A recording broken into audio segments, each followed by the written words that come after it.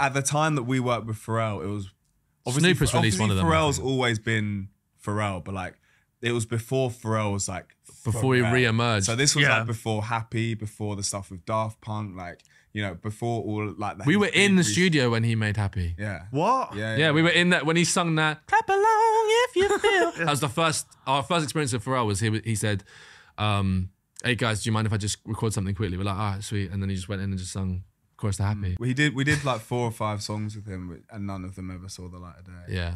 Really? Why?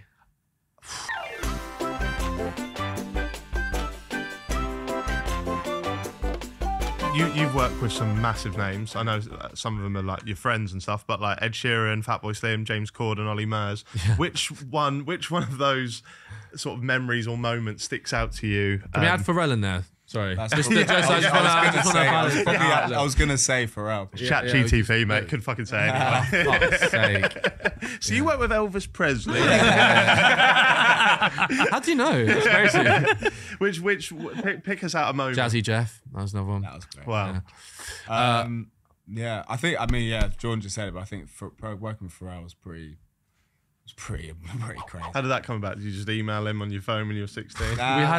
We had a wish list of producers that we wanted to work with when we were at Ireland, and on that Fatboy Slim was the first one. Pharrell was on there. A producer called Cut Chemist who worked with a group called Jurassic 5, which was one of the big inspirations for us when we first started. I can't remember the other ones. We wanted to work with Salam Remy. Salam Remy, yeah, who'd produced early Amy Winehouse Frank album, which is just unreal. But anyway, so we had made headway with a few of these. We were supposed to get on a call with Salam and all this kind of stuff, but ultimately what ended up manifesting was Fatboy Slim, which was amazing. He says we get to call him Uncle Norman now, and like he actually, they did like a cool, it's actually almost quite film-esque, where we had a meeting with our A&R in a pub in Brighton, and we were just sat there just catching up. You know, oh yeah, this is what we've done. This is a couple of demos, and then Fatboy Slim just walked in and just. That's what I mean about Brighton. See, it's Brighton. No. It had been planned, man. Yeah, but still, he's in Brighton, isn't he? Yeah, but Fatboy Slim is like the king of Brighton. He's not in Norwich, is he? Yeah. No, true. But Pharrell was. We reached out. We had done all right at that point. You know, we were on our second album at that point, so we had like behind. But So what? He produced a song. No. We never. Well, this is a whole lot. This is a whole nother. Yeah. I didn't put the song on the album. We did like 4 or 5 songs with him, and none of them ever saw the light of day. Yeah. Really? Why? I asked myself that same question. Surely you've still got them somewhere. Oh yeah, but we got them. At the time that we worked with Pharrell, it was Snoop released one of them. Pharrell's always been Pharrell, but like it was before Pharrell was like before he re-emerged. So this was like before Happy, before the stuff with Daft Punk, like. Before all like that. We were in the studio when he made Happy. Yeah. What? Yeah, we were in that when he sung that. Clap along if you feel. That was our first experience with Pharrell. Was he said, "Hey guys, do you mind if I just record something quickly?" We're like, "All right, sweet." And then he just went in and just sung Chorus to Happy. That's so surreal. I know. Yeah, really. Well, now it's surreal. Yeah, because at the time. At the time, it's just like it's kind of a catchy thing. It's not quite cool. Yeah, it might do all right then. Yeah. But I think look, there's. We speak about this a little bit, and there's good things that come with like not releasing that music. Like I think ultimately our album, like, and as much as you might question this, does sound more coherent without those songs on them. Yeah. And secondly, Jordan made the point to me not long ago, which I've actually had a conversation with my partner about, and it made a lot of sense to me, is that we're at a point where we were so big in the UK, and I think if this one particular song had expanded our reach, come out, it was such a big song that it could have launched us to a whole nother stratosphere, and I don't know if I would have ever come down. Yeah, I know it sounds mad. I know it sounds mad because we're so, we're taught, aren't we, early in this kind of capitalist space where it's like bigger, better, more. But like, Harley's right. I think I was incredibly, like, the whole thing about me is I'm so sensitive. I'm like a very sensitive human being, so I'd fight online against people's ideas, and I was just always on edge, and I was taking a lot of drugs. And if we had thrown a Pharrell song into the mix at that point, this is just before Harley's anxiety came to a head. Who the fuck, do you know what I mean? There's one thing to have a breakdown of confidence and whatever else in London, in a space where we can then reapproach it. Being in the middle of like a fucking American tour or something, where I'm like, lost in the middle of Texas doing 2 grams of coke, she'd be like, "Where the fuck's Jordan?" Do you know what I mean? Like, I'm not sure if that would have. I genuinely think that might have. I don't know. I don't know if I'd have got through that. Is there a chance the Pharrell song could ever see the light of day, or is it just gone now? Boss man, have you seen Pharrell's career? He's the creative director of Louis Vuitton. It costs about 700 grand. He's got a Lego movie coming out as well. You've got the songs now. How does that work? Have you not? The way it works, like producers like get to choose who they work with. So it's great that he wanted to work with us, but they always have a fee. Like you guys have to pay them a fee. If we had got it at that time, it would have been a lot cheaper. We would have got. What? So you've got the songs recorded? Yeah, we have. So basically, we have the 4 demos, and then if we want to action one of them, if we're like, "Yo, this is going on the album," then we'd have been like, "Cool, this will be like 20 grand or something like that." And now it's now it's like at that time it probably would have been about 20, which is insane to think about now. Yeah. And it would have been our label, but also Pharrell's on a different wave. Not sure if we're aligned anymore, but yeah, it was, you know, it came and went. Also in that session on the song was a rapper who was then called Bianca Trill, who's now called Bia, and she's just blown up in the last 2 years, and she's huge. And we have this like rap of us, you know, just like. When did you last listen back to that? Like quite recently. Did you? Yeah, because I opened up my old hard drive and I was like, fuck. And like I still hear it and go, because it's especially with like the resurgence. It's not a drum and bass tune, but the resurgence of drum and bass is bigger than it was an amp, and it's like it's like a big like amped up. It's like NERD. It's like more NERD vibe. You know, anyone listening to this right now is just going to want to hear it, and they're never going to be able to. Well, let's do a crowd. Let's do a fucking GoFundMe.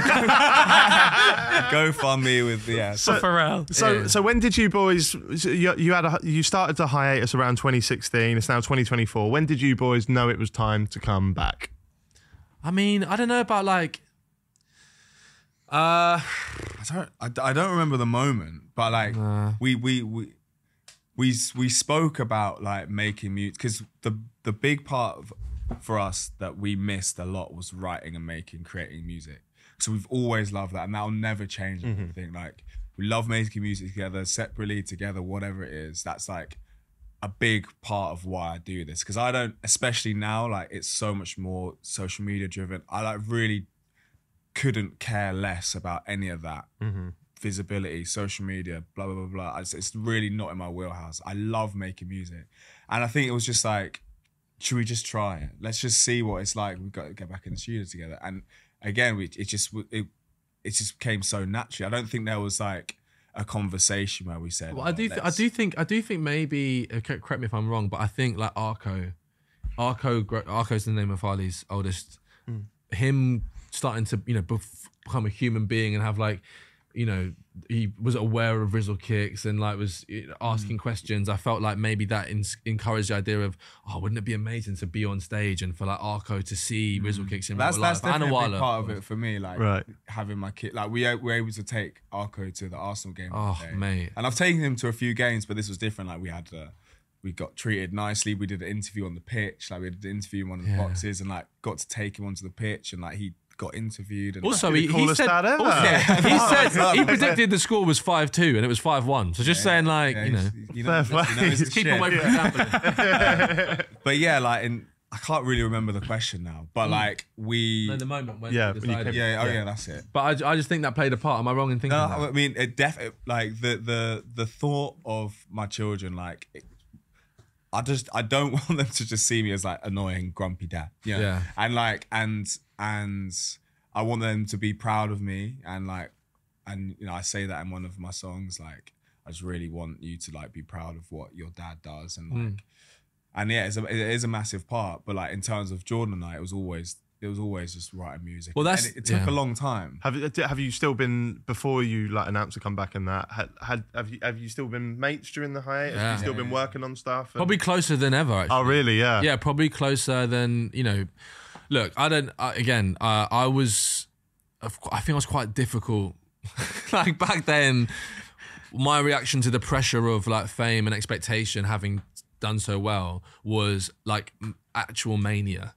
Do you know what I mean? I was actually a manic person. I was like, I probably, if it was left to just me alone, I would have knocked out like probably 4 albums in a year after, you know, that was my vibe. I was just like more. But that pulled me away from like a lot of people close to me, including Harley, because I was just this kind of untamable ball of like, I don't know what. And I even here, I've got recordings of me around that time, you know, 'cause I used to record things on my phone. I always used to video things, and even just the way I spoke and my body language, I felt like I was just not, again, no idea about anxiety, no idea really about ADHD, all of this kind of stuff. So since I've become sober, gone to therapy, utilized the money I have had to make myself more balanced as a human being. I went on an emotional trauma retreat called The Bridge, which was amazing, and done a lot of reading, and you know, we've gone through it. You know, like what's The Bridge? What's that? The Bridge unfortunately doesn't run anymore, but it's a retreat where you kind of learn about loss and grief, and you build a better connection with the body, right? You know, and emotion, which is. It's amazing. Anyway, my point is, I then could build these intimate relationships. That's why I'm able to have a mature relationship with a woman who I love. And I think Harley and I's relationship, he had already been mature. He'd already matured because he was a father. So he was forced into maturity almost outside of dealing with the anxiety. And so I think when we started to then reconnect, I was actually able to connect. Right. And so in that time, we've just got closer and closer. And so when it got into the studio, there wasn't a fear of chaos. There wasn't a fear of, you know, it was just like, look, we'll make some music. If it's shit, on my life, when we went in the studio 3 or 4 years ago, if it was rubbish, we would have just left it there. Genuinely, if the music we came out wasn't banging or we didn't like it, we would have just left it there. I quite believe it, because you've got that song with Pharrell and you went, nah. So the shit ones aren't making it, are they?